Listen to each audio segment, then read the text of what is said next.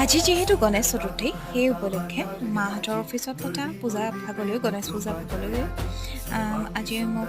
তাৰে মাহঁতৰ অফিচৰ বা এজনীয়ে আমন্ত্ৰণ জনাইছিলে মানসী বায়ে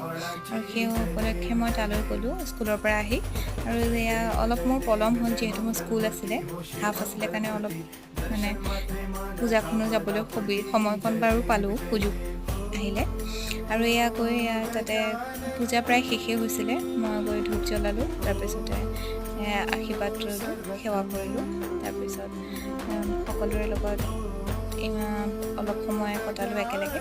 আৰু খিচিৰি ভোগৰ আয়োজন কৰিছিলে যিহেতু প্ৰসাদ আৰু খিচিৰি ভোগ খালোঁ আৰু মাৰ কলিগ সকলোকে লগ পাই খুবেই ভাল লাগিলে খুবেই সুন্দৰ মা একচুৱেলি কটাকত কৰে গতিকে মই কটাকৰ অফিচলৈ গৈছিলোঁ আৰু শেষত সমূহ ৰাইজলৈ গণেশ চতুৰ্থীৰ আন্তৰিক শুভকামনা যাচিলোঁ যাতে সকলোৰে ভাল হওক তাকেই কামনা